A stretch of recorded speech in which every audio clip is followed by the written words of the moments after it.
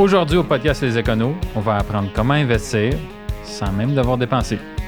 Bien, justement, Anthony, comme d'habitude, on a vos finances à cœur. Puis aujourd'hui, on a un invité qui va venir nous parler d'immobilier sans même dépenser un seul sou. Donc, avec nous aujourd'hui, on a Ghislain Larochelle, qui est fondateur de ImmoFacile, une firme en coaching immobilier.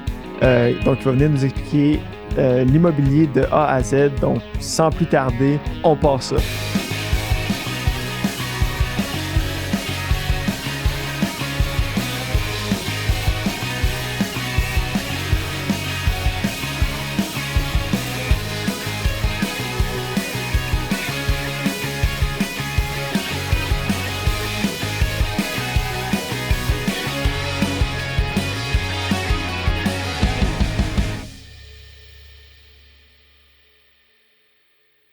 Bon, ben, bienvenue, Ghislain. Donc, comme on l'a mentionné un petit peu en début de podcast, toi, tu es un expert en immobilier. Donc, on est là pour vraiment apprendre de toi par rapport à tout ce qui est immobilier. Mais avant de vraiment commencer, pour que les gens apprennent à bien te connaître puis savoir quel a été ton parcours, peut-être passe-nous à travers comment est-ce que tu es arrivé à être un coach en immobilier? Est-ce que tu veux que je commence à maternelle ou un petit peu plus loin? Je pense que tu peux commencer un peu plus loin. Là. Peut-être à l'université Cégep. Là, je te laisse. Fait que j'ai un bac en ingénierie. J'étais ingénieur de formation. J'ai été pendant 22 ans dans la grande entreprise. Directeur de production, 225 employés à ma charge, 8 contremaîtres. Et je viens du monde manufacturier. Et j'adore le manufacturier, j'adore les améliorations qu'on peut effectuer à l'intérieur. Et à un moment donné, je me suis tanné de ce monde-là. Et c'est là qu'en 2008, j'ai parti mon entreprise qui s'appelle immofacile.ca, qui est une école de formation en immobilier. Et ça fait depuis ce temps-là que j'ai grandi l'entreprise. On a une quinzaine d'employés, plus une dizaine de collaborateurs présentement. Et qu'est-ce qui m'a attiré vers l'immobilier? C'est mon frère. OK. Mon frère Francis, qui est décédé maintenant, et que lui, il est à l'âge de 18 ans. OK?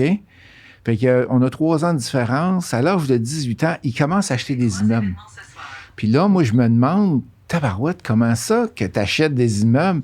Puis dans ma tête, c'est une dette, un immeuble. Quand tu commences puis que tu connais pas ça, l'immobilier. T'as une hypothèque à payer. Ouais. Tu as une hypothèque à payer. Pourquoi tu fais ça? Voyons donc, c'est risqué, tu vas voir. Fait que là, moi, c'est tout, mais je connais rien là-dedans. Là. J'ai 21 ans, je connais rien là-dedans, je le vois aller. Mais tabarouette, il a bâti un parc immobilier. Fait que là, tranquillement, je le vois aller. Puis à un moment donné, j'ai eu le déclic, moi aussi, puis j'ai dit, OK, c'est fait, j'y vais, aide-moi. Il était comptable. Fait qu'il m'a aidé avec les chiffres, il m'a montré un peu comment ça fonctionnait. Et c'est lui qui m'a comme donné le goût d'investir en immobilier. Et j'ai jamais lâché depuis ce temps-là. Puis, par curiosité, ça a été quoi ton premier achat, ton premier investissement ou peut-être ton premier achat personnel? Mon premier achat, c'est quand même un assez gros... C'est un 6 logements. OK. Puis je l'ai encore. Ouais, je l'ai encore, le 6 logements, mais c'est sûr que j'ai eu de l'aide avec lui, il m'a coaché. Souvent, les gens m'ont commencé vers un condo, un duplex, un triplex, un quadruplex. Mais en ayant un coach, tu peux commencer un peu plus élevé. Et je l'ai encore, puis il est super rentable, mon immeuble. Là. Ça fait plusieurs années que je l'ai. Et non, je suis bien content. Fait que, on commence avec ça. Est-ce que tu avais acheté une propriété avant, ta résidence principale? Oui, j'avais une maison. Hein. J'avais une maison avant, c'est que je connais un peu l'achat, les offres d'achat, l'hypothèque, etc. Puis celui-là, ce sixplex-là, je l'avais acheté avec 0 comptant parce que j'avais utilisé l'équité de ma maison. C'est quoi l'équité? C'est la différence entre la valeur de la maison et l'hypothèque qui reste. Fait que ça, on appelle ça l'équité. Et j'ai pris cette équité-là pour être capable d'acheter mon multilogement avec 0 cash de mes poches. Oui, il y a eu du transfert de la maison, mais je ne l'ai pas vu dans mes poches. Ouais. OK. Puis tu avais quel âge, par curiosité, quand tu as fait ton premier placement en immobilier? J'avais 30... je ne me rappelle même plus. 30 quelques années, là, 30, 32, 34. Là. Ça a pris un bout de temps avant que je me décide. Avoir commencé comme lui à 18 ans, là, je t'aurais un immense parc immobilier maintenant. Mais j'ai commencé un petit peu plus tard. OK. Et excuse-moi, Christian. Au plus haut, combien de portes est-ce qu'on peut dire? Ou Mais est-ce que- là, présentement, je viens d'acheter un 32 la semaine dernière. Après-midi, j'achète un autre parc à 3 heures après-midi. Fait que vous va être rendu pas loin de 400, pas très, très, très loin de 400 portes. Puis ton frère? Mon frère, ben lui, il est décédé. Pardon. Fait qu'il n'y a pas de problème. Il est décédé, fait qu'on a Ouais. tout vendu son parc. Puis j'ai fait, attends un petit peu, c'est 92 ou 93 flips aussi au total. OK. Fait que quand je me lance dans quelque chose en immobilier, je me lance à fond, puis j'en fais beaucoup. J'ai peut-être 75 000 pieds de commercial aussi, centre d'achat, édifice à bureau. C'est sûr que la dernière année était un petit peu plus tough, là, le commercial avec édifice à bureau. Là. Mais fait que ça fait une complétion. Fait que c'est mes 3 domaines principaux d'activité. OK, cool. J'allais dire tantôt, je suis content de voir que tu n'as pas commencé si jeune parce que moi qui n'ai pas vraiment investi dans l'immobilier et que j'ai ma maison, mais à part de ça, j'ai pas vraiment d'autres d'investissement en immobilier. Puis des fois, tu sens comme si j'ai-tu manqué le bateau? Il est-tu trop tard pour investir? Ou j'ai des amis, j'ai comme Anthony justement qui investit là-dedans. Puis là, tu dis, il est-tu trop tard? Puis là, tu vois les prix qui montent. Puis là, tu es comme, j'ai manqué le bateau, whatever. Fait que je suis content d'apprendre que justement, Veux-tu me donner une bonne nouvelle, Christophe? Oui. À l'âge que j'ai là, 57 ans, j'investis encore en immobilier. Ouais, j'achète encore. Fait que je suis pas proche de ma retraite. Ouais. Puis comment est-ce que tu as passé, justement, mais tu n'as pas passé de un à l'autre parce que je vois que tu investis encore. Là, fait qu'on a fait que le but là-dedans, les gens qui débutent, c'est d'y aller graduellement. Fait que tu achètes un premier immeuble, un autre immeuble, un autre immeuble, un autre immeuble. Et comme on dit en bon français, tu te fais la main. Ouais. Tu apprends comment ça fonctionne. Parce que commencer avec un parc de 500 portes, 800 portes du premier coup, tu n'as jamais géré un locataire, la banque ne voudra même pas. OK? Tu vois, l'an dernier, j'ai acheté 200 quelques portes et la banque nous demande nos CV. La SCHL veut avoir nos CV, voir c'est quoi notre expérience avant d'aller nous prêter. Fait que c'est, à moins que tu aies un coach qui embarque avec toi pour débuter avec du gros immeuble, tu commences avec du petit, puis tranquillement, pas vite, tu n'achètes un autre, tu n'achètes un par année, et là, tu vas bâtir un parc immobilier. Fait qu'il n'est pas trop tard, Christophe. Bon, des bonnes nouvelles en partant le matin, ça va. Moi, j'ai commencé avec 4. Je vivais à Montréal. J'ai acheté un quadruplex. J'ai regardé tous les listings, puis j'ai runné les chiffres. Puis là, il y en a un que je trouvais, OK, je me suis dit, c'est l'équivalent de si je payais 1000$ par mois de loyer. Puis les 3 autres revenus m'aidaient à payer l'hypothèque puis toutes les autres dépenses du building. Puis tu étais propriétaire occupant? Oui. OK, c'est excellent. C'est excellent. C'est une des belles façons de commencer en immobilier, là.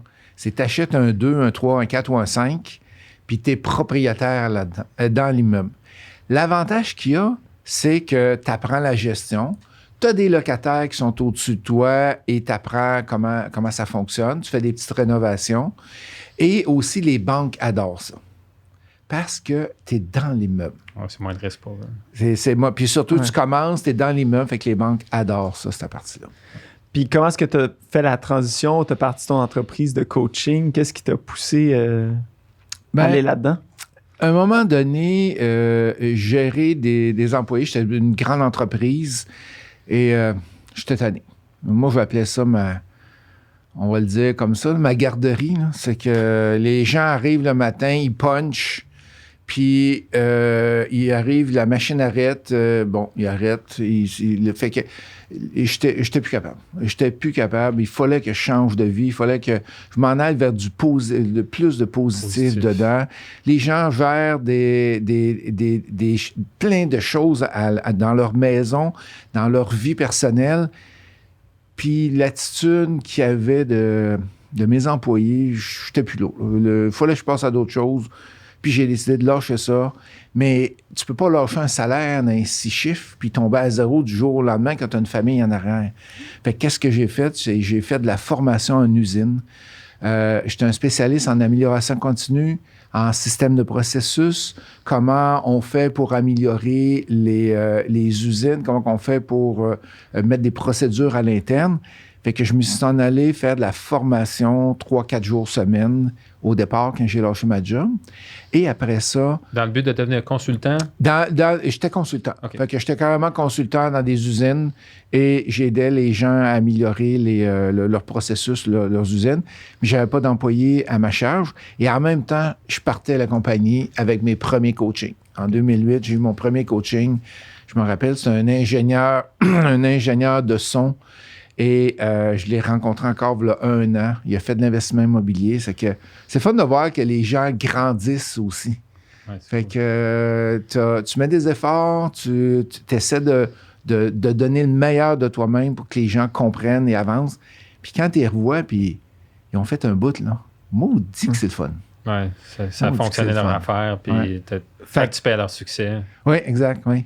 Fait que même avant de te lancer dans l'immobilier, tu touchais un petit peu à la formation. Oui, exact. C'était dans ta nature là, de faire la formation. Fait que c'était un naturel pour toi de passer. Oui. Enseigner, j'aime beaucoup enseigner. J'aime beaucoup être en avant des gens. J'aime beaucoup donner mes connaissances que j'ai. Comme, moi, te donner un exemple, OK, qui n'a aucun rapport avec l'immobilier. Là. On va parler de tailleur de char. On va parler de pneus d'auto, OK?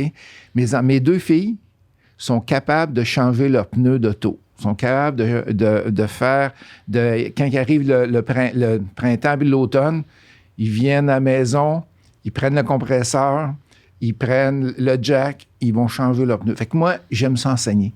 Fait que j'essaie d'enseigner le plus possible à mes enfants aussi, mais pas juste en immobilier, en plein d'autres choses aussi. C'est tes premiers cobayes. Hein? Mes premiers cobayes, oui.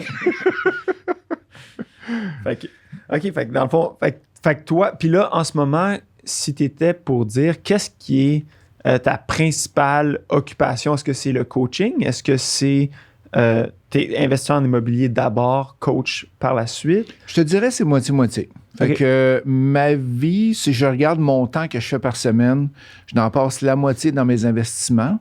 Et je passe la moitié dans la formation, dans le coaching aussi. C'est sûr que j'ai une super bonne équipe au bureau.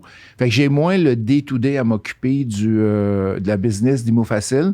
J'ai plus quelqu'un qui mon équipe au bureau s'en occupe. Mais donner formation, je n'en donne encore beaucoup. Puis j'aime ça en donner. OK. J'aime ça. Puis comment est-ce que là, tu trouves avoir des employés puis ta propre boîte à gérer? Là, tu parlais de te débarrasser des employés versus... C'est ça, puis on fait le choix à un moment donné avec qui qu'on travaille. Ouais. Quand on embauche, quand c'est nous autres qui embauchent, quand on va aller chercher des gens qui sont passionnés, on va aller chercher des gens qui ils veulent avancer, ils veulent faire autre chose. Puis souvent, les gens qui travaillent avec moi, ben il y a une petite passion immobilier aussi. Fait que... Ouais. J'ai tellement de belle équipe, là, c'est incroyable. Est-ce que la plupart de tes employés ont des immeubles à revenus? Pas tous les employés. Il y en a que c'est du chalet locatif qu'ils vont avoir. Il y en a qui veulent faire du flip. Ils ont des désirs. Ils connaissent ça. Fait que même s'ils passent pas tout à l'action, ils ont un goût vers ça. Fait que c'est sûr, si tu haïs l'immobilier, tu t'en vas pas travailler dans une compagnie en immobilier. Non, c'est ça. Ouais. Tu fais pas ça. Là. Mais je me rappelle plusieurs que j'ai passé en entrevue. Moi, sans faire de l'investissement comme tel en immobilier, moi, j'ai acheté ma maison, puis je l'ai revendue après 2 ans, on a fait tel montant d'argent. Fait que ils font avec leur maison, ils font des rénovations dans leur maison. Fait que c'est pas de l'investissement, ils sont pas tous en investissement pur. Je n'ai plus ça. Mais au moins, ils sont capables ils trippent là-dedans. Ils sont capables de tripper là-dedans.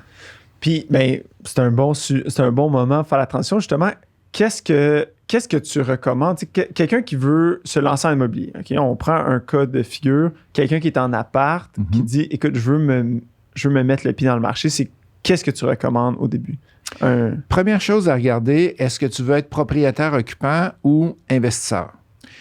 Si tu veux être investisseur, il faut regarder son coût de logement qu'il a présentement. Mettons, il paye 800 par mois. Il achète un triplex et les logements sont, on va dire, 1500 par mois. OK? Donc, il est mieux de rester en logement que d'en s'en aller rester dans son triplex parce que ça lui coûte moins cher de rester en logement que de rester dans le triplex. S'il paye plus cher, on inverse les choses. Il paye 1 500 par exemple, et dans son immeuble, sont loués à 800. Là, il est mieux de s'en aller propriétaire, occupant dans l'immeuble. Fait que c'est la première chose que je conseille aux gens, c'est de commencer propriétaire, occupant, exactement comme toi t'as fait, Anthony. C'est la bonne chose à commencer, à moins que tu commences un petit peu plus vieux, puis là, tu as déjà ta maison. Là, si tu as déjà ta maison, tu ne veux pas t'en aller d'un duplex, mais un triplex. Non, la plupart des gens n'est-ce pas? N'est-ce pas?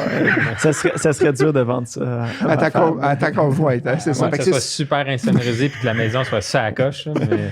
Ça serait un petit peu plus dur. Fait que dans ce temps-là, qu'est-ce qu'on fait? On commence avec des petits investissements pour être capable de décoller. Puis est-ce que, justement, peut-être d'acheter la maison, est-ce que c'est peut-être un bon point de départ de dire, écoute, je me lance dans l'immobilier, donc tout ce qui vient avec l'offre d'achat, la transaction, l'entretien, sans avoir de locataire. Est-ce que c'est une bonne stratégie d'y aller avec ça, ou est-ce que si tu es quelqu'un que ton but, c'est vraiment de t'en aller dans l'immobilier, où qu'il y a de l'argent à faire, c'est dans les plex, le multilogement? C'est une excellente question. OK? C'est une très bonne question, puis je vais te dire pourquoi. Parce que quand tu te lances quand tu te lances puis tu achètes ta maison, puis tu l'achètes au maximum que tu es capable d'aller chercher, OK? Fait que tu es au maximum, tu as des revenus, puis tu n'es pas capable d'aller acheter rien d'autre. Qu'est-ce qui va arriver? C'est quand tu vas vouloir acheter un duplex, un triplex, c'est ton ratio d'endettement qui va nuire. Parce que les duplex, triplex, quadruplex, ça va direct sur le ratio d'endettement. Fait que si ta maison est trop chère, bien là, tu te nuis. Fait que pour répondre à ta question, si tu achètes trop cher, tu vas te nuire. Mais si tu es capable, puis tu commences dans la vie, là, si tu es capable d'être propriétaire occupant, là, ça, c'est la meilleure chose à faire. Tu te fais la main sur les types d'immeubles. Fait que, mettons que tu as ta maison, Anthony. OK? Pas Anthony, Christophe. Tu as ta maison et ta femme, elle veut rien savoir de déménager en appartement avec d'autres personnes. Là. Ouais. Qu'est-ce qu'on fait? Qu'on fait? Hein? Là, faut que tu gardes ta maison. Fait que t'as pas le choix. Ouais, fait que si tu veux garder ta femme, faut que tu gardes la maison. Okay? Ouais. Faut que tu trouves un bon building, au final. Non? Faut que tu magasines. Exactement. Puis... Fait que là, qu'est-ce que tu vas faire? Tu vas aller chercher un immeuble qui va être à revenu à 100%. Et essaie tout le temps d'aller vers du 5-6 si tu es capable, parce que là, il y a moins d'impact sur ton ratio d'endettement à partir de 5-6 logements et plus. C'est moins, il n'y a pas d'impact sur ton ratio d'endettement. Ouais. C'est moins un logement, c'est plus un investissement. Exactement. C'est comme une entreprise. Un 6 logements et plus, c'est comme si tu achetais une entreprise. Ouais. Donc là, les banques prennent moins ton ratio d'endettement en compte. Oui, je comprends. C'est plus facile que d'aller chercher un 1.5. Je vais te donner un exemple, OK? Fait que je connais quand même beaucoup l'immobilier. L'an dernier, j'ai acheté 37 6 logements. OK? 37 immeubles, 6 logements. Et j'aurais pas pu m'acheter 3 duplex. Oui, je comprends. OK? Fait que vous voyez la nuance? Ouais. 37 x 6, il n'y a aucun problème, je suis capable de l'acheter. Mais acheter 3 duplex, je suis pas capable. Parce qu'un 6 logements, c'est une entreprise que tu achètes. Un duplex, ça rentre directement sur mon ratio d'endettement. Et en plus de ma maison, mon chalet, je ne suis pas capable de l'acheter. Mais au final, c'est surtout pour les banques. Là. C'est la façon que les banques prêtent l'argent pour ça. C'est eux, ils catégorisent d'une certaine différente façon. Puis j'imagine c'est moins de risque pour eux. Il y a 6 revenus. Exactement. Fait que tu perds un loyer, tu perds 16% de tes revenus. Tu perds un loyer d'un duplex, tu perds 50% de tes revenus. Fait que qu'est-ce qu'ils disent? Ils disent les duplex, les triplex, c'est les investissements quand tu n'es pas propriétaire occupant qui sont les plus risqués au monde. Tu perds un loyer, là. Tu perds la moitié de tes revenus. C'est sûr que tu ne fais pas tes frais à la fin du mois. Là. Non, fait qu'il faut que ton salaire soit capable de convertir et de pallier au manque d'argent qu'il va y avoir. Puis souvent, le prix d'achat, le ratio là, du prix d'achat par rapport aux revenus est meilleur plus on monte en nombre de logements. Et qu'est-ce qui fait ça? C'est l'offre et la demande. Fait que plus tu es dans du petit logement, plus il y a de demandes, donc le prix augmente. Si tu t'en vas dans du 6 logements, 8 logements, 10, 12, il y a beaucoup moins de monde qui sont capables de les acheter. Donc, les prix de la porte vont diminuer. Fait que tu es capable de diminuer le prix de la porte. Puis au niveau d'investissement, pour ça, on est à Montréal, donc c'est sûr que des multilogements, il y en a beaucoup, mais si tu es quelqu'un qui est géographiquement à l'extérieur de Montréal, est-ce que la stratégie change? Est-ce que c'est rentable quand même d'aller chercher justement du unifamilial, du duplex, si tu es dans un endroit que c'est peut-être pas aussi disponible, ou ça reste la même chose? C'est le même... On va différencier, mettons, banlieue-campagne avec la ville. La ville, quand tu investis en ville, tu investis pour l'équité, augmenter l'équité rapidement. Et la liquidité, il n'y en a presque pas. OK?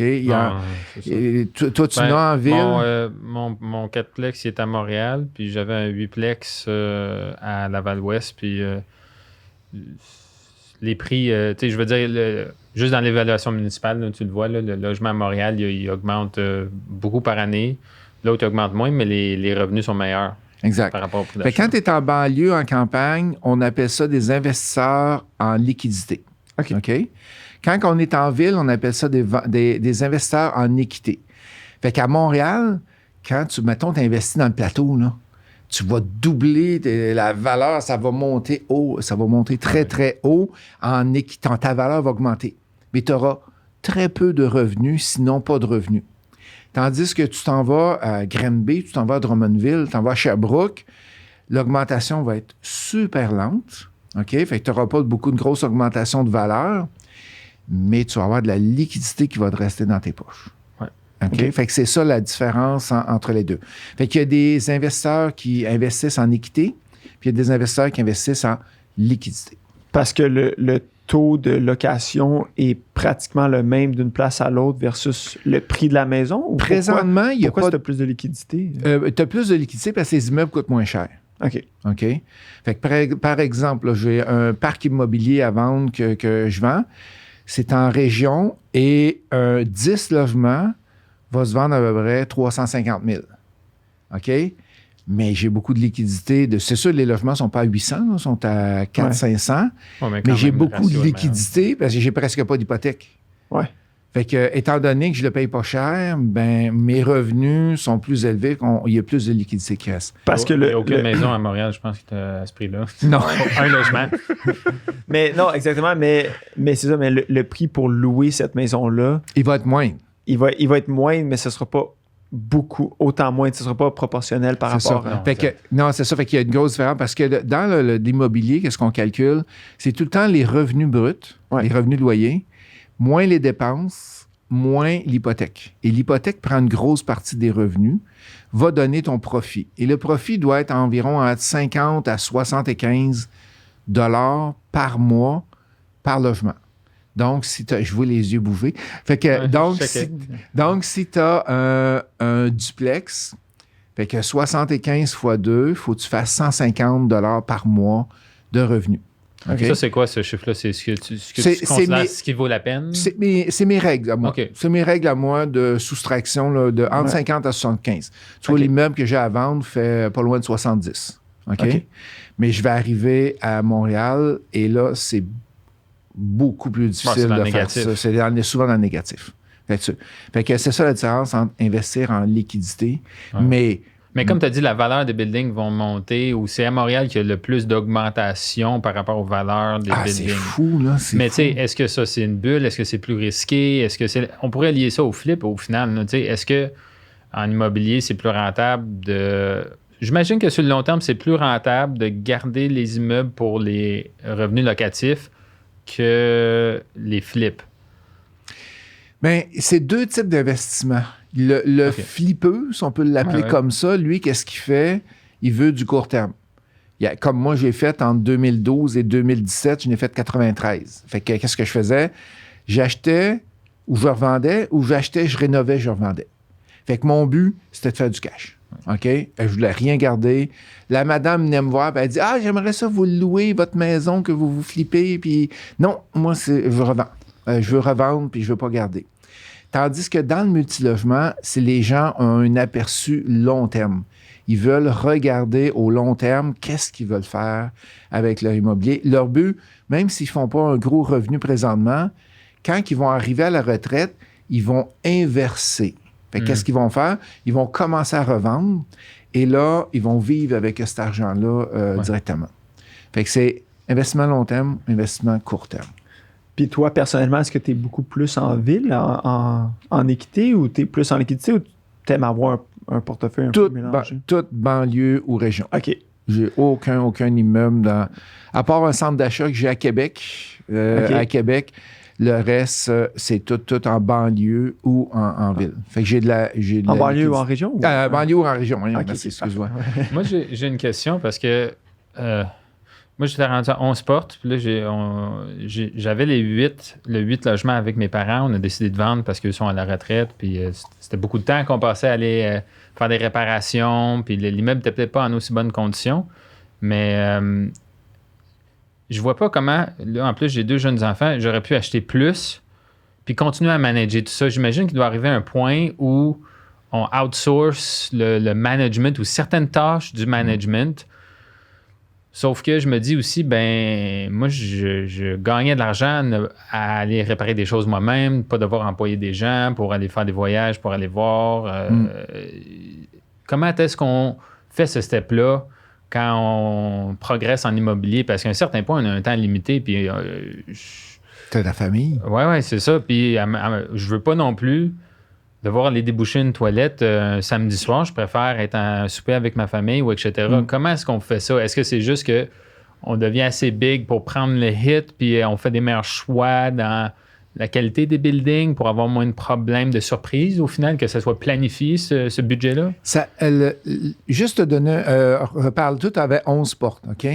Qu'est-ce que j'ai vu avec, je sais pas combien de milliers d'étudiants qu'on a enseignés chez Mots Facile, mais qu'est-ce que j'ai vu, c'est quand tu es rendu à 20 portes, c'est pas mal le maximum que tu es capable de prendre avec la vie de famille, la vie de sport, les vacances, les voyages, et là, tu es à côté. Là. À temps plein ou avec une job? Une job à temps plein, OK. Puis 20 portes, et c'est pas mal qu'est-ce que je vois le maximum que les gens sont capables de faire. Fait qu'est-ce qu'on enseigne? On va enseigner d'aller se chercher, de prévoir dans les résultats, dans les calculs. Tantôt, je parlais de revenus moins dépenses, de mettre un 5 % de frais de gestion. Fait que si tu as 1 000 $ de revenus par mois, ça t'en coûte 50, puis il y a quelqu'un qui s'occupe de tout ça. OK? Et dans mon cas, c'est ça. Présentement, j'ai sur mes près de 400 portes, j'en ai 6 que je m'occupe, qui est à côté de ma maison, et c'est tout. Fait que de cette façon-là, ils vont en régie, s'occupent des appels la fin de semaine, ils s'occupent d'appeler le plombier, ils s'occupent de tout à pied, et souvent, ils ont des hommes à tout faire pour des petites réparations mineures à l'intérieur. Donc, c'est une compagnie. Fait que c'est soit une compagnie ou ça peut être un particulier. Ça peut être un particulier. Ça peut être un particulier qui, lui, va gérer les immeubles. Puis qu'est-ce qu'ils font? Ils déposent les loyers dans ton compte de banque. C'est sûr que tu as à peu près une coupelle d'heures par mois à faire des suivis aussi, là, parce qu'il faut que tu les vois. Est-ce que tous les loyers sont rentrés? Est-ce que tout l'immeuble est vide? Et c'est relativement facile. Okay. Fait que on calcule 5 % des revenus. Et si ton immeuble, au départ, n'est pas capable de le prendre, on passe sous droite. On s'en va vers un autre immeuble. OK? On va parler maintenant des rénovations. Tu as parlé des rénos là-dedans. Fait que tu as 2 choix. Fait que soit tu es fait toi-même. Oui, c'est ce que j'ai fait. À un moment donné, tu viens que, mettons, tu es rendu à 20, 30, 40, 50 portes, tu n'es pas capable de faire toi-même. Fait que qu'est-ce que tu fais? Tu vas aller chercher quelqu'un qui va être capable de t'aider, ou un plombier, ou un menuisier, ou peu importe qu'est-ce qu'il va être capable de faire, et tu vas payer pour. Mais ça, tu vas y rajouter dans tes calculs du départ. Ouais. Fait que si tu prévois, normalement, c'est entre 5 à 8 % qu'on prévoit d'entretien annuel, et tu vas les mettre dedans. C'est sûr que si tu achètes un immeuble et qu'il y a beaucoup de rénovations à faire dessus, on va demander à la banque au départ, tu me prêtes-tu plus 50, 100, 200 000 de plus pour vider ces problèmes-là qu'on a. Je me rappelle un parc immobilier que j'ai acheté. Je faisais l'inspection, on avait 2 inspecteurs qui faisaient la tournée dans cette journée-là. Les robinets coulaient à peu près tout. J'en avais un qui coulait la grosseur de mon petit doigt. Ah ouais. Ça n'avait aucun bon sens. Et le gars ne s'était pas occupé de... Il y a souvent des problèmes de dos. Il ne s'était rien occupé. Donc là, qu'est-ce que j'ai décidé de faire? C'est que j'ai appelé, quand je suis devenu propriétaire, le lendemain, je me suis cédulé un plombier. Il a été, écoute bien ça, 5 jours avec moi. Ouais. Il a tout rénové au complet et on n'a pas eu un appel de plomberie en 2 ans et demi. Ouais, fait que tu t'as fait de la prévention. Au final, tu as dit fais-moi toute la plomberie, comme ça, tu es sûr que tu n'as pas de problème avec ça. C'était les robinets, c'était les lavabos, ça coulait, les tuyaux. Fait que il y a un doute, est-ce que dans 1 an, ça va couler? S'il me répondait oui, je disais change. Ouais. Ça a coûté 5-6 000 $ de plombier avec tout ce qu'il aurait réparé. Un appel, il te charge minimum 3-4 heures des fois. J'ai tellement sauvé, là. Ouais. Tu peux pas savoir plus comment. des dégâts d'eau. Les dégâts d'eau aussi, là, j'avais plus de dégâts d'eau 2 ans et demi avant d'avoir un appel de plomb. Puis probablement que ça te coûte moins cher d'assurance par la suite aussi, de dire, toi, t'es refait à neuf. Là. Pas dans mon cas. Non? Ça va être plus les réservoirs eau chaude. Okay. Si tes réservoirs eau chaude ont des bonnes dates dessus, en bas de 10 ans, là, ça va fonctionner. Ça va être correct. Okay. Ouais. Puis, pour tout ce qui est financement, comment est-ce que ça fonctionne? Parce que j'imagine que, tu parlais justement que quand tu as des plus gros logements, c'est plus facile, c'est plus comme aller acheter une entreprise qu'aller acheter un logement. Comment est-ce que ça fonctionne justement quand tu arrives à investir à plus de 20 portes? Est-ce que tu vas avec la banque comme d'habitude? C'est les banques comme d'habitude. Fait que, mettons, tu es à 20 portes, tu vas avoir 75 % de mise de fonds, d'hypothèque, 25 % de mise de fonds avec le conventionnel. Okay. Si tu es avec la SCHL, c'est 15 % de mise de fonds que tu vas mettre et la SCHL va aller avec la banque à 85 %. OK. On va aller chercher un 10 % de plus. Fait que tu vas aller chercher un 10 % de plus, mais tu as une prime SCHL à payer jusqu'à 4 ou 4,5 % là, que tu vas aller payer dessus. Mais parfois, ça vaut à peine de la payer parce que tu diminues ton taux d'intérêt. Fait que au lieu d'avoir un taux d'intérêt à 3, ben, il est à 2. Fait que tes paiements sont moindres à cause que tu as moins d'hypothèque, même si tu as payé la prime. OK. Justement, en parlant de taux d'intérêt, là, est-ce que les taux d'intérêt sont différents pour les gens qui sont dans ce business-là, l'immobilier, par rapport à ce qu'on pourrait considérer le taux résidentiel? Qu'est-ce qui arrive, c'est que ça va par tranche de... Comment on appelle ça? D'investissement, d'hypothèque que tu vas aller chercher. Okay. Fait que tu vas avoir une hypothèque de 10 millions. Tu vas avoir un meilleur taux d'intérêt qu'une petite hypothèque de 100 000. Fait que ça va tout le temps avec des tranches. Fait que c'est pour ça que quand tu achètes un parc, tu as un gros avantage parce qu'en plus, tu as moins d'intérêt, donc il te reste plus de liquidité à la fin. Okay. Fait que c'est comme ça qu'il faut le calculer. Là. Fait que ça va par tranche. Je connais pas toutes les tranches d'hypothèque, mais je sais que pour avoir eu une hypothèque en haut de 10 millions il y a quelques temps, on a eu un très bon taux d'intérêt. Puis ça, est-ce que tu magasines, au final, là, quand tu builds ton portfolio, est-ce que c'est intelligent d'essayer de timer, pas de timer parce que tu peux prendre des 5 ans fixes, des 3 ans fixes, mais mettons que tu sais, dans 2 ans, tu vas acheter un autre immeuble pour te faire financer tout par la même banque ou par le même prêteur, ou est-ce qu'au final, tu prends les meilleurs deals quand ils arrivent, puis, parce que tu sais pas comment le taux d'intérêt va évoluer selon... Répondre à ta première partie de question, qui est la durée de l'hypothèque. J'y vais avec quand je vais être capable de sortir l'argent de l'immeuble.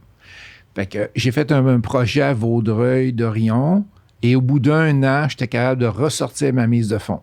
Fait que qu'est-ce que j'ai fait? J'ai fait seulement un an d'hypothèque. Un autre projet à Trois-Rivières, j'étais capable de la sortir au bout de 5 ans. Fait que j'ai fait une hypothèque de 5 ans. Ça, tu veux dire qu'après les revenus et dépenses qui te reviennent l'équivalent de ta mise de fonds? Non, okay. C'était au refinancement. OK. Fait qu'au refinancement, par exemple, tu as amélioré les revenus, tu as diminué les dépenses, tu as augmenté les loyers, tu as fait des rénovations. Fait que ton immeuble, mettons, il vaut, on va dire, 1 million. OK? Il vaut 1 million quand tu l'as acheté. Et tu l'as payé, mettons, 900 000. Fait que tu as eu un rabais au départ. Et au bout d'un an, il est rendu qu'il vaut 1,4 million parce que tu as amélioré de beaucoup. Fait que là, tu refinances et tu es capable d'aller ressortir ton argent. OK, je comprends. Fait que c'est ça le principe de... Fait que c'est pour ça qu'on en fait en cascade. Tu es capable d'en acheter plusieurs. C'est avec une des méthodes. Avec l'équité de ce que les autres valent. Exactement. Fait que la banque, pas pour dire je m'en fous, là, mais... On va vers nos banques qu'on est déjà habitués. Ils font pas un bon deal, on s'en va vers une autre banque. Parce que les banques, ils ont des temps qui n'ont pas d'argent. Fait qu'est-ce qu'ils font? Ils montent ta mise de fonds que tu as besoin ou ils vont monter ton taux d'intérêt. Okay. Puis il y a d'autres temps qui ont plus d'argent. Fait que tu vas avec un courtier hypothécaire, il va pouvoir vous guider. Il va aller vers la banque qui sont assoiffés d'hypothèques. Qui vont offrir les meilleurs deals. Exactement. Ouais. Puis on le voit dans le marché. Là. La semaine dernière, je closais un deal, puis c'est une banque que je n'ai jamais travaillé avec, mais elle était assoiffée, avait besoin d'hypothèques, tandis que ma banque, à moi, a dit, ils ne le disent pas, là, mais ils ont moins de fonds disponibles, on va dire. OK. Intéressant. Puis est-ce que ça arrive des moments où est-ce que, tu sais, il te refuse catégoriquement. Il dit, ce parc-là, nous autres, on ne vient pas de financer. Est-ce qu'il y a d'autres options après la banque? Est-ce que des prêteurs privés? Ou est-ce qu'ils disent, t'es trop endetté? Mais nous, souvent, les banques, et c'est rare, ils vont dire non, mais ça m'arrive très, très rarement. Ils vont faire des réponses, il faut que tu donnes 50 de mise de fonds, 28 d'intérêt. Non, ils disent pas ça, là, mais X % d'intérêt pour être capable d'y arriver. Okay. Fait qu'ils disent pas non, mais tu vois qu'ils ont moins d'intérêt avec le projet. C'est un projet qui est risqué. Par exemple, je regardais pour acheter un immeuble pour faire un flip récemment. Il y avait 35 000 pieds carrés la maison. Et il y avait 1 million de rénovations à mettre dessus. Fait qu'elle a dit non, on n'embarque pas là-dedans. Fait que là, ils te le disent carrément. Okay. Fait que quand tu fais du flip, normalement, on s'en va vers du prêteur privé directement, Christophe. OK. Dans le multilogement, on ne le conseille pas parce que le taux d'intérêt est trop élevé et la rentabilité est passée là. Fait qu'on n'est pas capable de le faire. Mais dans le flip, dans le chalet locatif que tu peux acheter, que tu fais construire et que tu refinances après, ça va fonctionner aussi bien. Ouais. Fait que tu vas y aller plus sur un prêteur privé pour une certaine période de temps jusqu'à temps que tu puisses aller prêteur chercher. Privé, rappelez-vous, 3 mois à 1 an. OK. Fait que si tu es capable de le ressortir dans 3 mois à 1 an, go, vous y allez. Okay. Si c'est pour du long terme, c'est un petit peu plus compliqué. OK. Parfait. Puis, question comme ça, qu'est-ce que...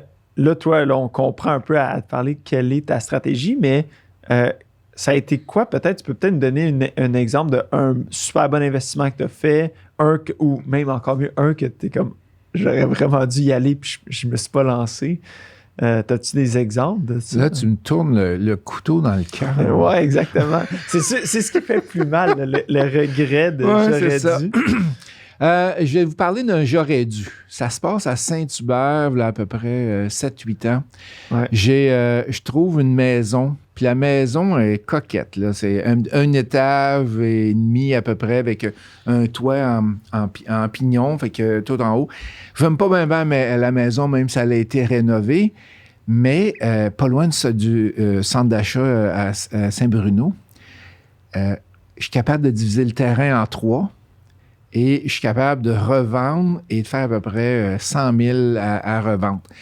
Et je le travaillais avec un de mes étudiants, puis je ne sais pas si le terrain va se vendre, puis là, il y avait des inquiétudes, puis j'aurais dû le prendre, j'aurais dû embarquer dedans. Le gars, qu'est-ce qu'il a fait? On payait, il y avait une offre d'achat d'accepter à 360 000 et il y avait un potentiel de revente de 100 000 de plus. Fait que c'est exactement... Puis moi, qu'est-ce qui nous faisait peur, c'était la maison. La maison, il y avait une chambre à l'étage. Puis en haut, c'était comme un grand corridor parce que c'était en pointe. J'ai dit, une chambre, une maison, c'est handicapé. Qu'est-ce qu'on va faire avec ça? Le sous-sol avait à peu près 6 pieds. Ouais. À peu près 6 pieds, puis je me promenais quand je marchais entre les trosses pour être capable de marcher. Fait que... Il dit, tabarouette, s'il faut que je démolisse cette maison-là, ça ne marchera pas. Fait qu'il y en a un qui l'a fait. OK? Fait qu'il a revendu... Un de tes étudiants ou... Non, c'est pas un de mes étudiants. Il l'a revendu. Il a acheté à 360 000, exactement le même prix qu'on avait d'accepter. Il a revendu les 2 terrains à côté pour 110 000. Puis il a revendu... au-dessus de 300 000 la maison. Je ne sais pas comment il a fait pour vendre ça. Ça n'avait aucun bon sens. Et il a fait son 100 000 dessus. Mais nous autres, on a eu peur pour la maison, puis finalement, il a foncé, puis il a été capable de la vendre, je ne sais pas à qui, avec une chambre à coucher, mais ça a fonctionné pour lui. Fait que ça, c'est un de mes regrets, mais c'est pas grave. Il y en a plein d'autres qu'on a fait. Ça a super bien fonctionné, puis on a avancé. Donc, vous suivez toi, ton équipe, vous suivez le marché même sur les deals que vous ne faites pas, puis vous êtes tout le temps au courant de ce qui se vend à combien? Bien, c'est parce que qu'est-ce qui arrive, c'est que dans le programme de coaching, on appelle ça le coaching double, qu'est-ce qu'on a? C'est que pourquoi double? C'est parce qu'il y a la théorie puis il y a la pratique. Fait qu'on aide les étudiants. Tu as besoin, par exemple, d'aller voir un de tes immeubles que tu veux acheter. On va se déplacer puis on va y aller avec toi. Mm-hmm. Fait que c'est du coaching qu'on fait avec les gens. Et on est proche des gens. Fait qu'à un moment donné, on en fait tellement par année qu'on vient c'est une belle façon d'apprendre pour nous autres. Il y a des gens là, qui ont eu des problèmes avec des vendeurs, des problèmes avec de la contamination. On apprend beaucoup et on est capable d'aller redonner aux autres étudiants à travers ça. Fait que c'est le coaching double, c'est la pratique. Tu as 8 heures avec un coach individuellement.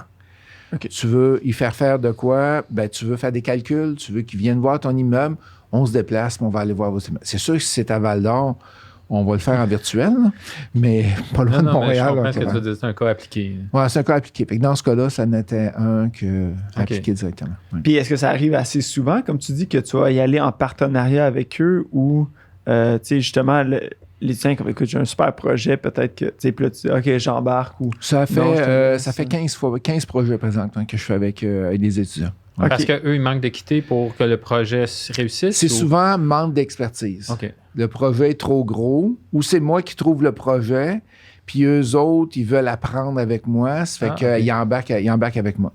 Fait que là, tu vois, je n'en fais un par année à peu près. Fait que mon principe, c'est minimum un par année. Okay. Et ça, qu'est-ce que ça fait? Ça aide les étudiants à voir comment on gère avec des investisseurs. On a, à chaque mois, on a les procès-verbaux, on a les états financiers, les bilans, les états des résultats, les taux d'inoccupation, quelle amélioration qu'on fait dans l'immeuble.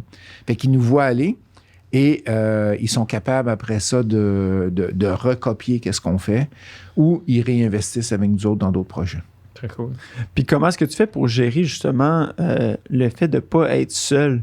Tu sais, quand que tu dis justement, je vais investir avec quelqu'un, comment est-ce que tu gères la relation avec l'autre personne, de dire, OK, ben non, moi, je veux le garder à long terme. OK, moi, non, moi, je veux le vendre ou moi, j'ai besoin de liquidité pour un autre projet.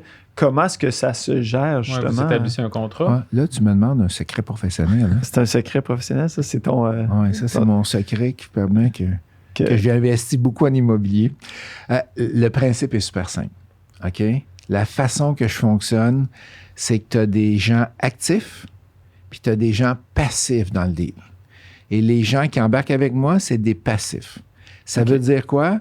Ils n'ont pas... La convention d'actionnaire, la convention de partenariat dit que c'est les gens d'expertise qui vont prendre les décisions. Fait que... Pas pour vendre, mais je parle de décision, c'est quoi la couleur des murs qu'on va mettre, on rénove quoi dans la salle de bain, on va améliorer quoi, on va te mettre des thermopompes, on va t'améliorer. Fait que c'est les gens d'expertise qui vont faire ça. Et les passifs, eux autres, ont plus un rôle de... ils sont là, puis ils nous regardent aller, puis ils ont un rendement. Fait que c'est un rôle de rendement qu'ils ont là-dedans. Fait que ça, c'est mon secret. C'est si tu veux, ça marche, mets-toi pas 12 personnes actives dedans. Il y a tout le temps quelqu'un qui va dire, ben non, on devrait garder notre argent au lieu de rénover la salle de bain pour avoir 20$ de plus par mois. On devrait garder notre argent pour à la fin pour, je sais pas moi, faire autre chose avec le projet ou en racheter d'autres. Fait que c'est plus difficile. Fait que j'ai fait cette erreur-là au début. Et là, maintenant, je suis avec des gens qui sont plus passifs. Fait qu'à chaque mois, qu'est-ce qu'on fait? On leur envoie le procès-verbal de la réunion de gestion qu'on va appeler. Tous les mois, on fait une réunion. Il y a la photocopie du compte de banque qui leur a donné, l'état des résultats et le bilan. Fait qu'ils savent exactement qu'est-ce qui s'est passé et c'est quoi les prochains défis qu'on a dans le mois. Puis eux sont propriétaires aussi? Ils sont propriétaires comme moi. Okay. Ils sont comme moi. Fait que, mettons, on fait un 50-50. Ouais, fait que toi, tu mets l'argent, Anthony, fait que tu as 50%. Moi, je ne mets pas d'argent, mais je m'occupe de tout. Ouais. Et oui, fait qu'on a une rentabilité toutes les deux dans le projet. OK. Puis par rapport à des gens qui sont peut-être un peu moins d'expertise, qu'est-ce que tu conseilles? Admettons, tu dis, genre, je vais avec mon beau-frère, je vais avec mes parents. Quand c'est de la famille, c'est pas trop grave parce que c'est du love money qu'on appelle. Fait que les gens vont te prêter de l'argent parce qu'ils t'aiment, parce que c'est tes amis, ils vont vouloir investir. Fait que tu vas apprendre avec leur argent. OK? Mais quand tu es rendu que tu veux en faire avec des étrangers, des gens que tu connais un petit peu moins, là, il faut aller te chercher de l'expertise, il faut aller chercher des connaissances, et c'est là qu'on embarque, nous autres.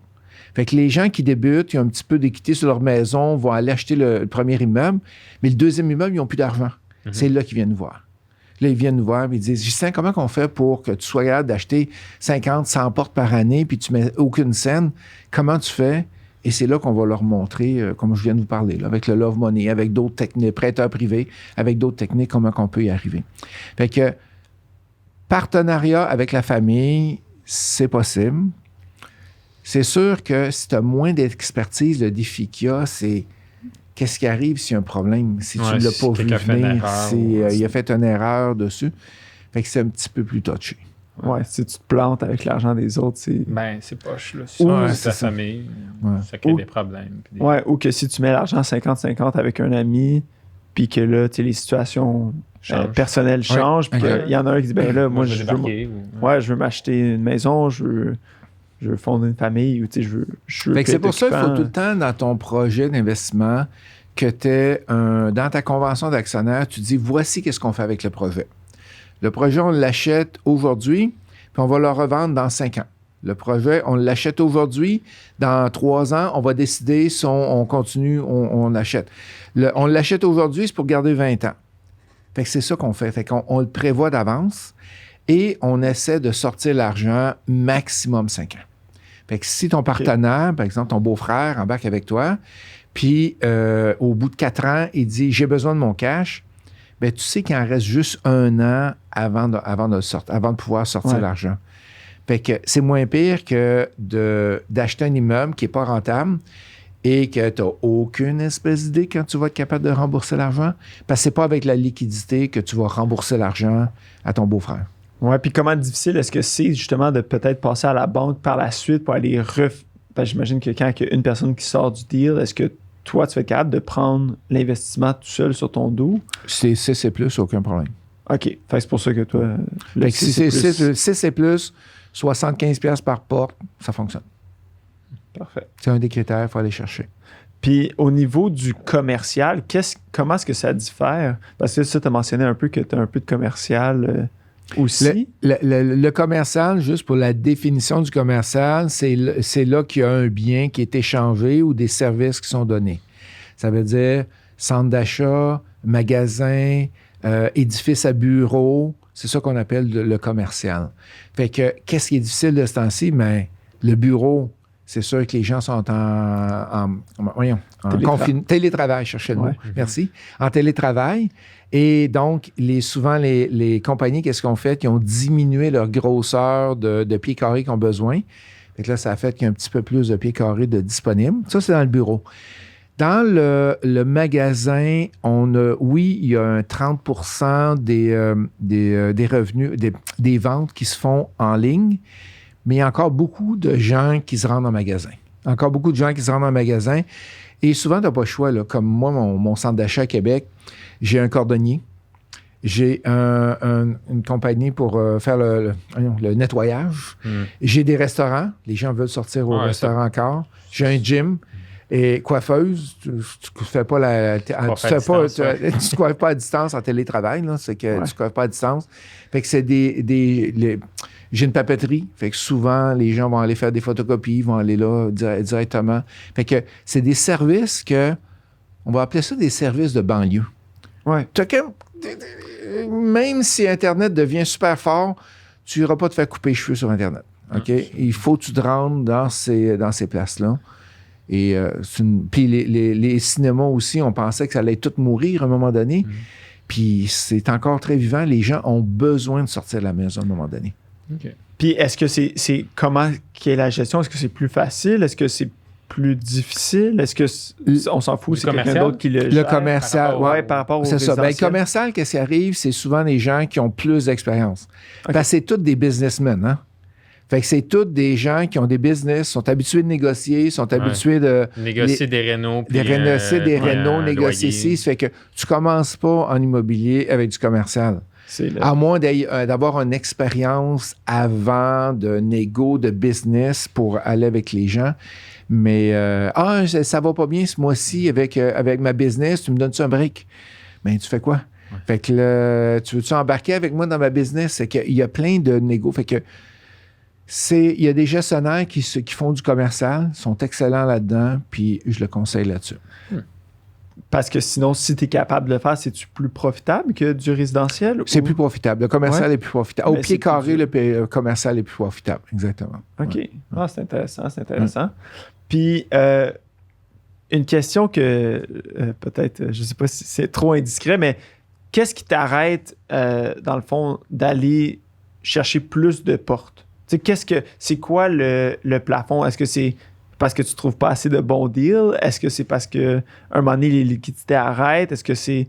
Mais là, admettons, à 400 portes, tu trouves que c'est un bon montant? Mon objectif, à l'heure que je suis, je me rends à 800 puis j'arrête. OK. Fait que mon objectif, c'est de me rendre à 800 portes et d'arrêter et de continuer à rouler sur l'air d'aller de ça. Pourquoi ce chiffre-là? Je ne sais pas. Okay. Voilà 2 ans, un an et demi, je me suis mise comme ça. J'ai dit, regarde, on bâtit un parc immobilier de 800. C'est sûr là, que la dernière année et demie a été plus... c'est juste avant le COVID, je m'étais donné cet objectif-là. C'est sûr que la dernière année était un peu plus tough à acheter. Là. Mais on s'est donné un objectif de 800. Parce que dans la vie, il faut se donner des objectifs. Oui. Si tu as un objectif, puis ça, je le dis souvent dans mes conférences, puis vous l'avez peut-être déjà entendu, ils ont fait des études à Harvard, OK? Et à Harvard, ils ont regardé des gens qui sortaient de l'université et ils les ont suivis pendant 10 ans. Le premier groupe, qu'est-ce qu'ils ont fait? Ils n'avaient aucun objectif. Ils pensaient à rien, il n'y avait rien écrit. Ils ont eu un salaire de X. Puis je ne me rappelle plus le domaine quand j'ai lu l'article dans Harvard, je ne me rappelle plus le domaine qu'on parlait. Et ils ont regardé les autres qui avaient pensé à leurs objectifs. Ouais, l'année prochaine, il faudrait que je fasse ça, ils ont pensé, ils ont fait 3 fois X. Et les gens qui l'ont écrit, ils ont fait un plan de match, un plan d'action, ils ont fait le suivi dessus, écoutez bien, 10 fois X. OK? C'est des statistiques. Fait que c'est pour ça qu'on écrit nos objectifs et chaque année, chez Mots Facile, qu'est-ce qu'on fait? On a une planification annuelle, trimestrielle, mensuelle et on suit carrément nos objectifs où c'est qu'on s'en va. Et je fais la même affaire avec mon immobilier. C'est super, ça.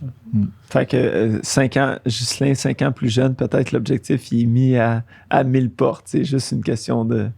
Donc, à 800, tu étais comme, OK. À 800, je suis correct. Fait que je suis à l'aise avec ça. Ça va m'amener au-dessus de 60 ans. Mais est-ce qu'à un certain point, le parc devient assez gros, pas assez gros, mais devient très gros, puis c'est tentant de faire comme, je pourrais le vendre, puis... Est-ce que ça se vend, 800 portes d'une shop? Il y a des... Non, c'est très rare. Ouais. C'est très, très rare. Non, mais pas 800, mais d'en vendre quelques-uns. Ben oui, parce qu'à un moment donné, parce que là, j'ai tout près de 400, mais je n'ai acheté d'autres puis je n'ai vendu là, à travers. Là, qu'est-ce qui me reste? Là? Parce qu'à un moment donné, ton type d'investissement va changer. Okay. Au début, tu vas aller avec des immeubles qui ont besoin de beaucoup de rénaux. Tu payes un peu moins cher puis tu es capable de faire les rénaux à l'intérieur. Et plus tu vas grandir... Tu vas avoir des done deals. Là. Exactement. Il va y avoir des immeubles qui ont moins besoin de rénaux, qui sont plus, on va dire, ça coche, comme on peut dire. Et tu vas pouvoir les garder plus longtemps. Fait que tu vas améliorer ton parc à mesure que tu avances. Fait que tes premiers immeubles que tu as faits, bien souvent, tu vas les vendre. Tu ne voudrais pas devenir développeur à un moment donné aussi? Tu sais, dans le sens de construire des nouveaux buildings? Pas pour l'instant. Présentement, qu'est-ce que je fais? Je fais du développement de terrain pour du chalet locatif dans les Laurentides. Okay. J'ai pogné une passion depuis 1 an là, que j'achète des terres, des forêts, excuse-moi. J'achète des forêts et on divise les lots et on revend pour les gens qui veulent construire du chalet. Fait que ça, je tripe là-dedans. Là. C'est comme mon petit aspect flip un peu que je vous parlais au début. Là. Ouais, qui refait surface. Qui refait surface, qui revient là, tranquillement. Là. Mais ça, c'est beaucoup de délai avec les municipalités, non? Ah oui, oui. C'est le fun ou ça dépend lesquels?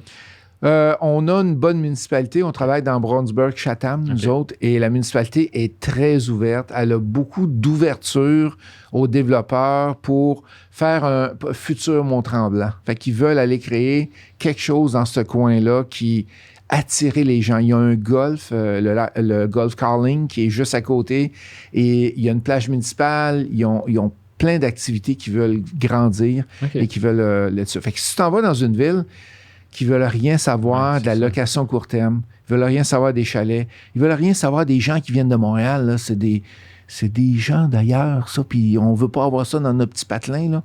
Mais ça, ils vont rester petits. Okay? Mais quand tu as une ville qui est pro-développement, tu as un maire qui est pro-développement, wow! Tu peux faire des miracles dans cette ville-là et vous allez voir, Brownsburg-Chatham va beaucoup grandir dans les prochaines années. Puis quelle proportion, justement, de tes investissements, c'est dans cette perspective-là de dire « Ah, j'achète dans un coin qui est peut-être pas top tout de suite, mais dans 10 ans, c'est ce qui va se développer. Là. Qu'est-ce qui va être la star? C'est important, non? En tout cas, mais... C'est-tu plus immeuble, centré sur l'immeuble en tant que tel, ou est-ce que toi, tu regardes plus dans... Tu vas avoir des spots de dire, admettons, justement, j'investis là dans Brownsburg-Chatham, ou, tu sais, admettons, je sais que tu n'es pas à Montréal, mais admettons, ce quartier-là, c'est pas super en ce moment, mais check ça dans le temps. Ça sent bien. Oui, ben c'est ça. Fait qu'il faut être capable d'avoir une vision à court, moyen, long terme de qu'est-ce qui va s'en venir, voir qu'est-ce qu'il y en est. Tu vois, le dernier immeuble que j'ai acheté, c'est un 32 logements et il est d'un champ. Il est carrément d'un champ. Là. Il n'y a rien tout autour. Là. Tu vois, tu passes, quelle ville? Il est à Lévis. OK. Fait que tu passes à Lévis, tu passes sur le bord de l'autoroute. Ah! Il y a un 32, là, 4 étages. Qu'est-ce qu'il fait là en plein milieu du champ? Bien, il va se développer ce coin-là. Okay. Fait qu'on essaie d'aller... Parce que 32-9 en pleine ville, il y a des difficultés de parking, il y a d'autres choses qui arrivent. Puis souvent, en pleine ville, mettons en ville de Lévis, souvent un petit peu plus en banlieue, mais là, la ville va ouvrir, va se développer, puis ça devrait aller bien. OK, cool. C'est super intéressant. Écoute-moi, tu me donnes le goût. Oh, yes! Yes! C'était mon objectif au début, je te l'avais pas dit. Hein? Il va falloir que tu t'inscrives assez court, par contre. Oui, exactement. Je vais contacter Ghislain pour aller faire ma formation sur Immobilier. Parce qu'on a des cours sur tout. Là. On part à 200 $ en montant, puis c'est une journée, c'est 3 heures, c'est 2 jours, c'est sur n'importe quoi là, qu'on a des cours. Ben non, puis c'est quelque chose qui m'intéresse tout le temps. Comme je t'ai dit, j'ai baigné là-dedans un peu indirectement. Mais je me suis jamais lancé par peur de justement manquer de temps. Tu sais, de dire, écoute, j'ai d'autres projets qui passent avant, mais c'est sûr que ça m'intéresse. Tu sais, bien après ça, c'est de dire, OK, mais là, j'ai-tu la liquidité? Est-ce que je me lance là-dedans? Fait que, sinon, c'est... Fait que, mettons qu'on parle de l'objection de manquer de temps. OK? Puis ça, il y en a beaucoup de gens qui sont en ligne aujourd'hui, qui nous écoutent, puis qui disent, « Ah, j'ai pas de temps, j'ai la famille, j'ai tout ça. » Bien, qu'est-ce que je te parlais tantôt, Anthony? L'importance d'avoir une bonne équipe. Mm-hmm. Si tu as une bonne équipe et ton équipe, tu es capable d'aller te faire aider et tu n'as pas trop de gestion à faire, ça va bien aller et tu es capable de faire ta gestion quand même. Mais pour ton premier building, tu peux faire ça? Si tu achètes un duplex ou un triplex, oublie ça. Ouais, les gestionnaires ne voudront pas gérer un duplex, mais si tu es en haut de 6, oui, ça se fait. OK. Ouais. Mais tu peux te faire la main aussi sur ton premier, mais tu peux le donner en gestion aussi. Fait que dans les étudiants, je vois les deux. Il y en a qui vont le gérer, puis il y en a qui le donnent directement. Puis eux autres, qu'est-ce qu'ils font? C'est qu'au lieu d'aller faire des améliorations dans l'immeuble, ils laissent le gestionnaire le faire, puis ils s'en vont d'acheter d'autres. Fait que le manque de temps, on est capable de trouver là-dessus. Ouais. Mais si tu me dis que tu as 2 heures par semaine, je vais te dire, oublie l'immobilier. Oui, exactement. Faut qu'il un minimum de 5 heures pour partir. OK? Fait qu'il faut que tu trouves un 5 heures, 1 heure le matin, 1 heure le soir, un samedi matin, pour être capable de faire des recherches, des analyses. Oui, ça, c'est la grosse portion de la job, non? C'est de trouver un bon immeuble avec des chiffres qui marchent pour ce qu'il y a disponible en ce moment. C'est ça. Puis, lié à ça, là, je voulais poser une question par rapport au courtier immobilier. Est-ce que pour les multiplex, on passe par des courtiers? Est-ce que toi, dans ton équipe, j'imagine que tu as quelqu'un qui est à l'affût puis qui est spécialisé dans faire des transactions puis faire des offres d'achat? Puis... Plus on avance dans les grosseurs d'immeubles, souvent, plus il y a de courtiers immobiliers impliqués. Okay. Parce que les transactions sont plus compliquées. Ça prend, au lieu de prendre 1 mois, ça prend 6 mois. Ma dernière transaction a pris 10 mois. Fait que c'est beaucoup plus, c'est plus compliqué dans ce sens-là. Est-ce que pour les gens qui débutent présentement, est-ce qu'on devrait prendre un courtier immobilier? Ma réponse est en 2 mots. Pourquoi pas? Parce que ça coûte rien. Quand tu achètes avec un courtier immobilier et si tu manques un peu d'expérience, ben lui, il va pouvoir te guider. Il va pouvoir t'aider avec comment tu rédiges l'offre d'achat. Il va pouvoir aussi, s'il y a des émotions qui embarquent dedans. Si tu as besoin d'un, je sais pas moi, un test de sol, ben il y a son équipe. Un inspecteur, il y a son équipe. Fait que c'est beaucoup plus rassurant. Puis il n'y a aucun frais pour l'acheteur qui veut acheter. Fait que je travaille beaucoup avec les courtiers immobiliers. Okay. Puis à l'inverse, quand tu vends, est-ce que j'imagine que tu fais aussi affaire avec des courtiers immobiliers? Ou? Moi, je suis une bébite différente des autres. OK? Et je vais t'expliquer pourquoi. J'ai quand même un bon réseau Facebook. J'ai 40 000 personnes sur mon réseau Facebook. Et mon blog que j'ai 110 000 personnes dessus. Tout le monde va acheter tes immeubles. Fait que quand j'ai un immeuble à vendre, en premier, je l'offre sur mon réseau. Ah oui. Et ça se vend tout de suite. Là. Okay. Fait que ça se vont tout de suite parce que... les gens ont confiance. Ben, les gens ont confiance, puis je veux pas perdre mon nom. Hein. Oui. Fait que j'irai pas vendre une dompe et sans dire les problèmes qu'il y a dessus et dessus. Mais de toute façon, je n'ai pas de dompe, là, mais j'ai l'immeuble que je vais vendre, je vais avoir une déclaration du vendeur incroyable. Tous les problèmes que j'ai eu dessus, je vais le déclarer pour être sûr qu'ils reviennent pour moi. Fait que moi, je ne suis pas la bonne référence. OK. C'est bon, okay. C'est bon. Non, c'est bon à savoir. Non, mais ça dépend de ton expertise aussi, j'imagine. Après 300 transactions, peut-être que là, tu as moins besoin. Là, c'est ça. Fait que là, ton réseau augmente aussi à travers. Puis je me rappellerai tout le temps, j'ai une étudiante qui avait mis son... je me rappelle plus c'est quoi l'immeuble. Mais ça, on dit un condo. Ouais, okay. Elle l'avait mis en vente par elle-même. Et elle reçoit une offre d'achat, puis elle monte l'offre d'achat. La personne qui avait rempli l'offre d'achat, c'était tout croche. Puis elle avait pris l'offre d'achat sur Internet, là, du proprio. C'était tout croche. Elle n'avait même pas signé l'offre d'achat, pas mis de date, elle n'avait pas mis son adresse dedans. C'est juste pas rempli, ouais. Elle ne savait pas comment faire. Fait qu'elle savait pas comment faire. Fait que quand il arrive des courtiers, au moins, tout ça, c'est bien fait et c'est plus facile. OK. Ouais. Ah, c'est super intéressant. Mm-hmm. Moi, comme je te dis, je suis partant. Là, tu me donnes vraiment le goût de... Le goût d'embarquer. Parfait. Ouais. Je ne suis pas sûr que j'ai 5 heures, mais je vais trouver... Il faut que tu trouves. Là, tantôt, tu avais une objection de temps et il y a une objection qu'on a oublié de parler, qui était l'argent, le financement. OK? Ouais. Si tu me permets, vas-y, prends quelques minutes. Parce que j'imagine, toi, tu as des stratégies pour pas trop débourser d'argent au final. Exact. Moi c'est pas mal tout le temps aux alentours de 0. OK? Let's go. On y va? Oui. Vous êtes prêts? Oui. OK. Attends un petit peu. Petite gorgée d'eau, tout le monde. Ça première mettre méthode. Un peu de suspense. Ouais, exact. Première méthode. OK? Une des premières méthodes, c'est d'aller chercher l'équité que tu as déjà sur ta maison. Fait que ta maison vaut 300 000. Tu as une hypothèque de 150 000. Ben, tu as 360, ça fait 240. Tu as à peu près 90 000 d'équité de disponible dessus. Fait que ça, c'est la première méthode. Et tu as 2 façons d'aller la chercher. Soit qu'est-ce qu'on appelle une collatérale. Tu mets une garantie sur la maison, tu sors rien de ta maison et la banque va financer à 100% ton immeuble que tu achètes. Ou tu prends l'argent puis tu la sors, carrément.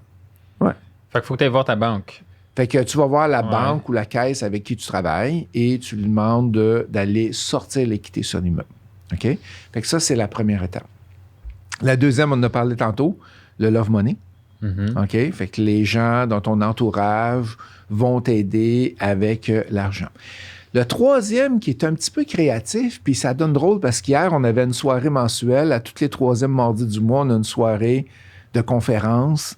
Et il y a un gars qui vient me voir hier à la soirée.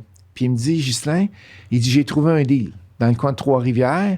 J'ai pas besoin de cash. pour l'acheter. Il dit, OK, explique-moi comment tu fais. Il dit, le vendeur va me financer l'immeuble. J'ai dit, tu t'as bien dit, il va financer l'immeuble à 100%. Il dit oui. Il dit, OK, tu payes combien ton immeuble? Il dit 525 000, c'est 3 immeubles pour faire un total de 10 logements. Il dit, OK, c'est intéressant. Et le gars te le fait à quel taux d'intérêt, le financement? Fait qu'autrement dit, le vendeur sert de banque. OK? Et 525 000 à 5 % d'intérêt. Fait qu'il est un petit peu plus élevé que les banques, mais il n'est pas comme un prêteur privé. Et il te demande 0 $. Il dit non, il me demande 0 $, mais il dit, il faut que je paye l'inspection, l'hypothèque, pas taxe de mutation. Il dit, OK, c'est des peanuts, ça. Mais l'hypothèque, c'est l'argent que pas tu verses à lui. Excuse-moi, pas l'hypothèque, l'inspection, taxe de mutation. Notaire, c'est ça que je cherchais. Ouais. Notaire. Là, il y avait le notaire à payer. Fait que lui, dans le fond, le vendeur, ses buildings étaient payés, puis il voulait juste avoir une rentrée mensuelle. Mais ça, il faut que tu trouves quelqu'un qui veut faire ça. Exact. Mais il faut que tu le demandes. Ouais. La façon de le faire, c'est que tu le demandes. Puis moi, quand j'ai vendu des immeubles, j'ai fait ça souvent. Ouais. Fait ça souvent, il laissait une balance de vente, il appelle ça une balance de vente ou une balance de prix de vente dans l'immeuble pour que les gens soient capables d'acheter plus tard. Puis est-ce que le changement de propriété, est-ce que la nouvelle personne devient propriétaire ou est-ce que l'ancien propriétaire reste propriétaire jusqu'à temps qu'il y ait un certain pourcentage de... Comment ça fonctionne, c'est que tu passes chez le notaire, fait que tu achètes l'immeuble. OK. Fait qu'Anthony, tu deviens propriétaire de l'immeuble, mais le vendeur a un droit sur l'immeuble si tu ne payes pas. C'est qu'il appelle ça une hypothèque. Fait qu'on va enregistrer une hypothèque sur l'immeuble et si tu ne payes pas, lui, il va pouvoir reprendre l'immeuble. Mais si tu payes, il n'y a rien. Fait que tu gères tout, tu fais tout. Fait que c'est sûr que le vendeur, à 100%, il y a un risque. C'est un vendeur qu'on appelle motivé, un VM, un vendeur motivé. OK? Mais il y en a dans le marché, il faut juste les trouver. Puis ça, c'est-tu sur 5 ans, sur 20 ans? C'est-tu après 5 ans, tu as un opt-out que tu peux repayer la dette? Lui, il l'a fait sur 5 ans, 5%, puis au bout de 5 ans, il faut qu'il rembourse. Mais lui, il va améliorer les immeubles, il va augmenter la valeur de l'immeuble, puis il va être capable d'aller se refinancer au bout de 5 ans à une banque. Mais la beauté qu'il a faite, le gars, c'est qu'il a dit entre 0 et 5 ans. Fait que n'importe quand, il peut rembourser. Fait qu'au bout de 2 ans, son immeuble a pris assez de valeur, il rembourse, puis là, il tombe avec un taux d'intérêt plus bas. Super. Et le 4e dernier, si vous ne le saviez pas, vous êtes capable de prendre des REER des autres. OK? Toi, tu as des amis autour de toi? Ouais, j'ai 1 ou 2 peut-être. 1 ou 2, OK. Ça, c'est gentil. Tu leur demanderas s'ils ont des REER. OK? Fait qu'on est capable de prendre les REER des autres pour être capable de servir de ça comme mise de fonds. OK? Moi, je savais qu'on pouvait le faire. Tu sais, tu peux rapper. C'est un rap, là, ça s'appelle. Mais ça, c'est d'autres techniques qu'on enseigne chez Mofacel. Fait que tu es capable de prendre les REER. Par exemple, Christophe, tu as un ami à côté de toi, là, Anthony. Oui, Anthony. Puis Anthony, il est super riche. Puis lui, il a plein de REER. Là, et depuis qu'il travaille au début des débuts d'année, là, il a empilé au moins 100 000 de REER. OK. Fait que là, qu'est-ce que tu fais? Tu demandes, Anthony, veux-tu avoir un rendement sécuritaire avec un immeuble? Fait que là, Anthony dit oui, OK. Vous entendez, c'est un chiffre, là, 5, 8, 10 % d'intérêt. Et qu'est-ce qui est fait? C'est que l'argent des REER, Anthony, va servir comme mise de fonds. OK? Donc, à l'intérieur, tu ne sors pas les REER. À l'intérieur des REER, c'est un genre de placement dans l'immobilier. Merci, c'était ça le terme que je cherchais. Fait que c'est un placement dans l'immobilier. Puis, est-ce que tu peux faire ça avec tes propres REER aussi? Non, j'imagine. Tu peux pas faire ça avec tes propres REER. Juste avec les REER de quelqu'un d'autre. Ouais, fait que les 3 mots importants, REER des autres. OK, REER des autres. Ça peut pas être de ta conjointe. Il faut que ça soit quelqu'un hors de ta famille ou ta business proche. Puis intéressant parce que eux, ça leur fait un rendement. Hey, c'est débile, là.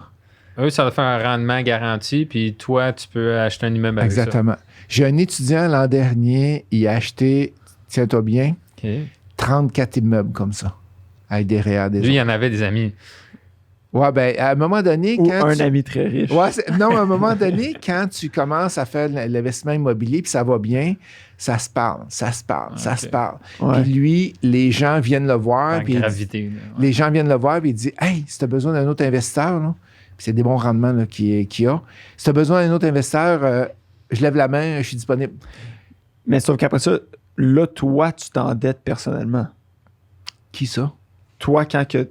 Parce que c'est pas... Admettons qu'on parle encore d'une situation avec Anthony. C'est pas Anthony qui achète l'immeuble. Non, c'est toi. C'est moi qui achète l'immeuble, puis moi, j'ai emprunté de Anthony. Exactement. Ouais. Tu me verses un rendement. Exactement. Tu verses un rendement. Est-ce qu'après ça, si moi, je veux aller avec une banque traditionnelle, ça m'empêche parce que justement... Non, pas du tout. Tu as une banque traditionnelle qui fait ton 80% et tu as Anthony qui fait le 20%. OK? Donc, tu es avec une banque traditionnelle. C'est juste que quand l'immeuble va augmenter de valeur, là, tu vas aller refinancer et tu vas retourner les REER, Anthony. OK. Puis on peut faire ça personnellement. Il n'y a pas besoin d'avoir une structure financière. Tu peux le faire avec une incorporation. Tu peux le faire de façon personnelle. Et ça peut être fait sur plusieurs types d'immeubles. Là, je l'ai fait sur du flip, je l'ai fait sur du multi. OK. Je ne l'ai pas fait sur du commercial encore, mais ça peut se faire sur n'importe quel type. Est-ce que le gain, c'est une question pour un comptable, question pour un immobilier. OK. Est-ce que le gain que, mettons, là, moi, je donne, c'est Christophe qui me donne 8 % pour mes REER. Est-ce que ça, c'est imposable? Ou c'est imposable dans tes REER. Il est dans tes REER. Il est dans mes REER. Il n'est pas imposable. Il va être imposé quand tu le sors. C'est ça. Exactement, c'est ça. Ouais. Fait que tu as le rendement qui est donné comme ça. Fait que c'est mes 4 trucs d'aujourd'hui. Fait que là, Christophe, là...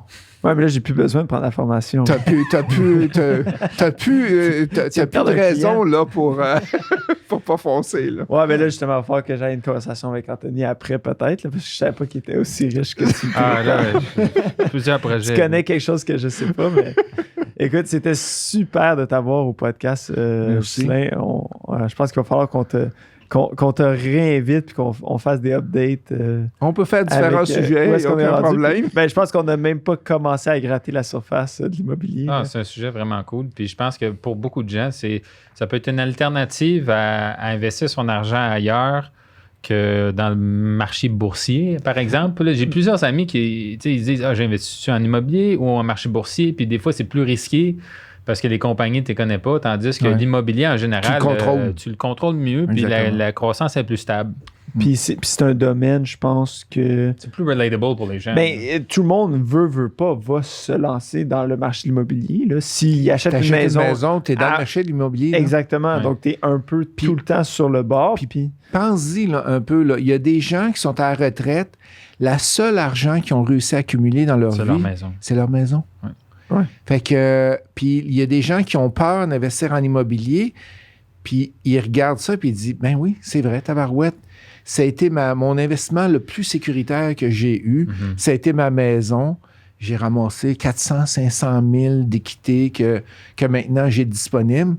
Et souvent, parce qu'avec le train-train quotidien, les dépenses et tout, tu n'es pas capable de mettre de l'argent de côté. Puis l'immobilier te force à mettre de l'argent de côté. Ouais. Parce que tu as une hypothèque à payer, puis si tu ne payes pas, ben, ils te reprennent ta maison. Fait que ça, c'est une économie forcée, puis c'est super bon pour beaucoup de gens aussi. Ouais. Ah ben écoute, c'était super, puis je te remercie. Puis si les gens veulent entrer en contact avec toi, tu parlais d'une page Facebook, ImoFacile doit avoir un site web. Exactement. Ça fait que j'ai un site web, imofacile.ca. Tu peux rentrer, aller directement sur la page web. Tu vas avoir nos contacts, 514-418-1030. Et on fait plusieurs événements. Vous n'êtes pas obligé d'investir beaucoup pour apprendre. J'ai des événements, comme je disais tantôt, à tous les 3e mardis du mois à 19h. C'est soit sur le web ou en personne à Boucherville. Et vous avez accès à des conférences incroyables qui vous ont donné. Vous avez des fins de semaine, on appelle ça des bootcamps. En 2 jours, tu apprends beaucoup, beaucoup. C'est tout comme un peu de résumé de toutes les matières qu'on a, mais en speed, donné super rapidement pour que le lundi matin, ben, au moins, tu sois capable de partir et d'y aller. Et bien sûr, on a le coaching double qui est pour les gens qui sont sérieux, qui veulent aller plus loin. Et ça fait... c'est notre... comment on appelle ça? Notre phare, c'est notre... votre leader. Votre leader, c'est coaching double directement. Ouais. OK, cool. Puis pour les gens qui ne sont pas aussi facilement convaincus que moi, écoute, en faisant un peu de recherche, tu as des heures et des heures de matériel sur Internet. Là, si vous tapez... on a ImoFacile, juste sur YouTube, je pense, j'approche 370 vidéos. Là, ouais, j'ai pas passé au travers. Il y en a beaucoup, beaucoup. Fait que j'aime pour ça beaucoup de donner de l'information. Ouais, tu réponds aux questions à toutes les semaines des gens. Donc, je pense que si jamais tu es un peu curieux et tu n'es pas convaincu encore, je pense que c'est une bonne façon de commencer. Mais exact. Ouais. Et les gens qui ne savent pas trop qu'est-ce qu'ils devraient faire, où s'en aller, on offre 30 minutes gratuit de consultation au bureau. Fait que vous appelez au bureau et il y a quelqu'un qui va pouvoir vous guider. Un peu comme on a fait live ensemble. Là. Ouais. Ça n'a pas paru, là, mais c'est ça que je faisais. Là. C'est une consultation gratuite que j'ai faite avec toi. Tu faisais un pitch. Tu étais en train d'essayer de m'avoir. Ben, écoute, c'est super. Puis encore, merci pour ton temps. Merci, au plaisir. Merci Christopher Anthony, merci beaucoup.